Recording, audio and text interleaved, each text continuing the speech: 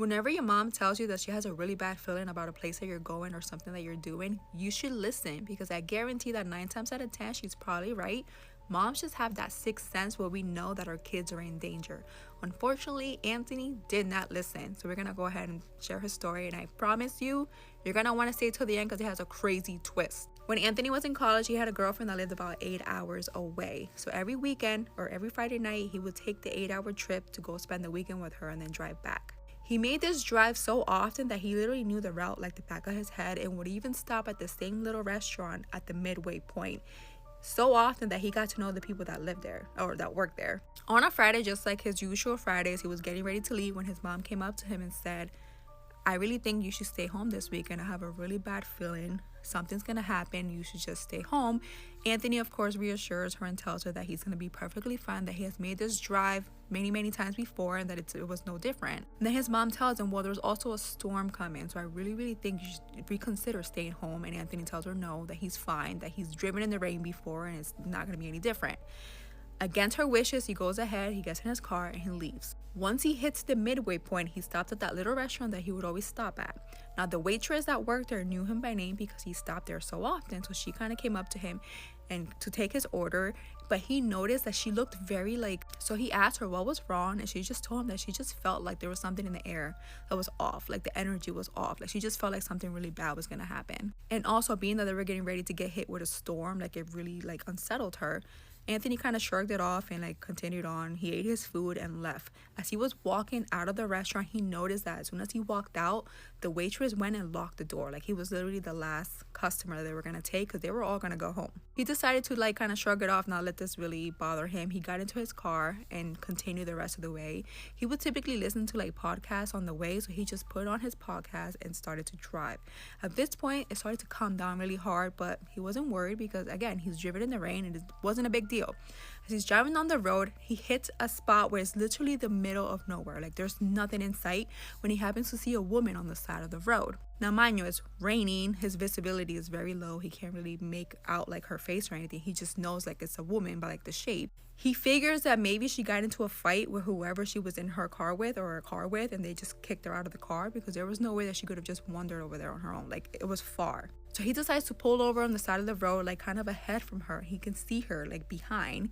He starts to kind of honking his horn. He tries to look out the window to get her attention, to be hey, do you need a ride? Are you okay? But she doesn't turn her face to look at him. Then from his radio, mind you, he's listening to a podcast, he starts to hear the screams of a woman. He assumes that maybe because of this visibility or the rain, the satellite's messing up, so maybe he's picking up 2 different channels, and maybe in the other channel there's someone screaming. That's what he thinks. So he continues to kind of wait there and try to get this woman's attention. She's not listening. He kind of looks down to try to mess with his radio. When he looks back in his rear view mirror, he sees that the woman is now right behind. Her face is right up to the window, and he has a clear look at her face, and her face looks deformed, something is seriously wrong with her. Every alarm bell goes off, and he's there's absolutely no way that whatever that is human or alive. I don't know what that is, but I want to get as far away from that thing as I possibly can. He hits the gas and he just takes off. Now at this point, he can't see anything. It's so dark, it's raining, it's horrible. But again, he has taken this road so many times that he memorized it. So he's just kind of going based off memory. But the whole time that he's driving, the static from the radio continues, and he keeps hearing the screams coming from the radio, and he's confused, and he's just once again thinking maybe some sort of satellite issue. I don't know.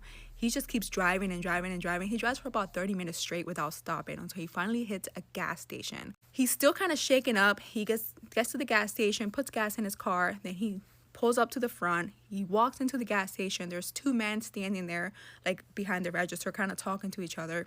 He goes and grabs his snacks. He pays for his snacks. As he's walking away, getting ready to get back into his car, one of the men looked at him and said, "Hey, where are you going?" Anthony looks back at him and goes, I'm going to my car. And the guy goes, "What about your wife? Are you gonna leave without your wife?" Anthony's like, "What wife? I didn't drive here with anyone. I'm by myself." The man then tells him, "No, you're not.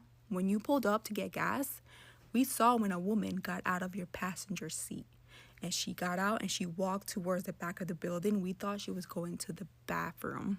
So the whole time Anthony was driving in the car with the woman from the window. Anthony then tells him, absolutely not. I'm here by myself. You have to believe me. You can go check the bathroom. There's probably not going to be anyone there. The one man then tells him, well, you're very, very lucky because that road that you just took is known for a ton of car accidents. The fact that you're even standing here, even able to speak to us, like, is incredible because there's so many people that never make it. So what he encountered was definitely some sort of like demonic idol spirit thing that maybe makes people crash. Is a lot of times when there's a road that has had a lot of car accidents, it's usually tied to like the spiritual. There's always something there causing the accidents. Needless to say, once Anthony made it to his girlfriend's house, he pretty much told her that you need to move. Like, either I need to move or you need to move back. Like, I can't keep making this trip back and forth.